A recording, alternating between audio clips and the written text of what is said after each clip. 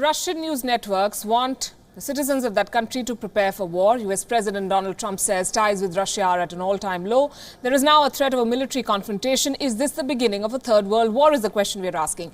Just like the two previous world wars, remember, the conflict in Syria has splintered into a number of small battles. It's a very complex maze, but we can broadly divide all the players into two camps. The first one, for the sake of easier understanding, we're calling it the blue camp, led by the United States. The United States intervened in the Syrian war back in 2014. The American forces have never fully extended their support to the rebels, but they want to unseat Bashar al-Assad.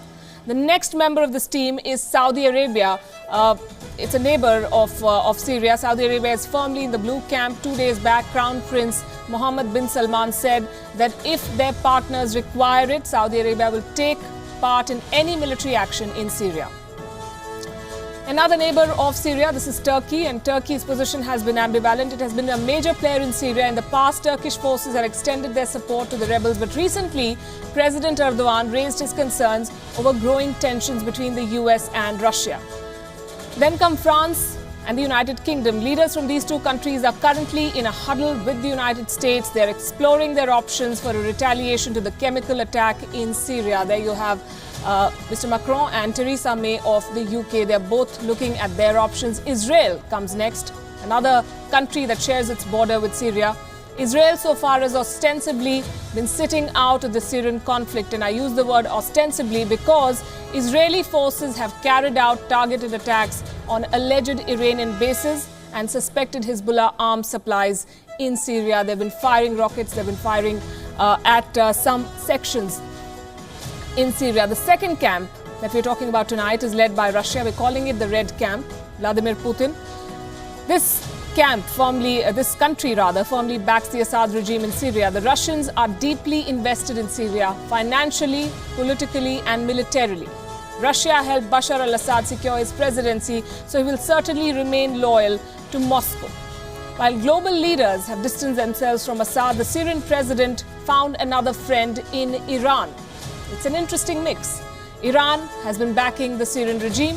The survival of the Assad regime is crucial to Iran's regional interests, which is why Tehran gave tactical, strategic, even military support to Bashar al-Assad. Another interesting player, not a player yet, but a voice maybe, is Bolivia. Bolivia has voiced its concern against a military intervention by the United States in Syria. The Bolivian envoy to the UN Security Council said that an attack on Syria would be an attack on the entire UN system. There are other factors to consider. The Islamic State still has its eyes on Syria. They still control some pockets in this country. The Kurdish forces hold wide areas of the northeast. The rebels who were waging a war against the Russian and Syrian troops in eastern Ghouta have largely been contained for now, but they're around somewhere. Then there are two fence-sitters who could prove to be wild cards if this conflict in Syria escalates. So far, China has maintained its distance from the war in Syria. But Beijing, remember, has key interests in this region. It has expressed interest in helping rebuild the country. And the second big player could be India.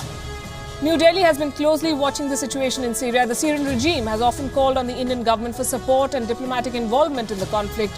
But India so far has refused to take a side. And we wonder if the situation were to boil over, which side would India stand on? And now to the question of who benefits from this war. We made a balanced sheet of sorts, and this is how it looks. The debit, we call it, the people who've lost, the factions who've lost. Over the course of the last 7 years, 6.1 million people have been displaced internally in Syria. More than 5.5 million people have fled the country. They sought refuge primarily in Turkey, Iraq, Egypt, Lebanon, and Jordan. The United Nations estimates that 500,000 people have been killed in the long-drawn war, with multiple players fighting each other.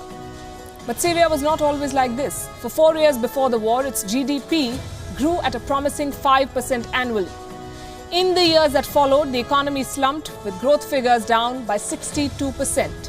And while Syria suffered the losses, rich dividends were reaped by international players who found this to be the perfect opportunity to make some money.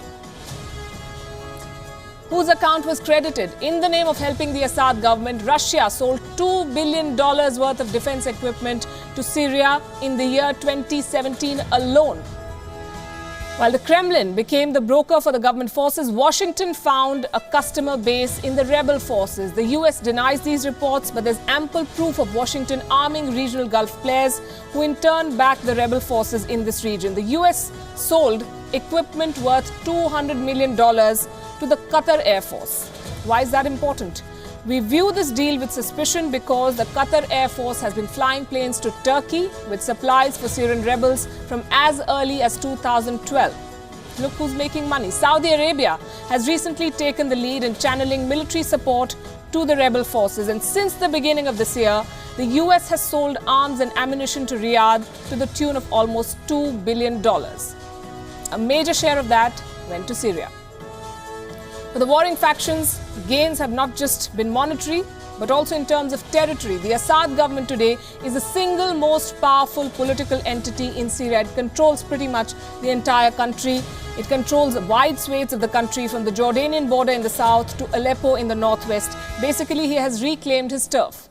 The rebel forces in Syria have been reduced to pockets in the country's north and southwest. The Syrian Kurdish militia, meanwhile, are in control of most of northeastern Syria.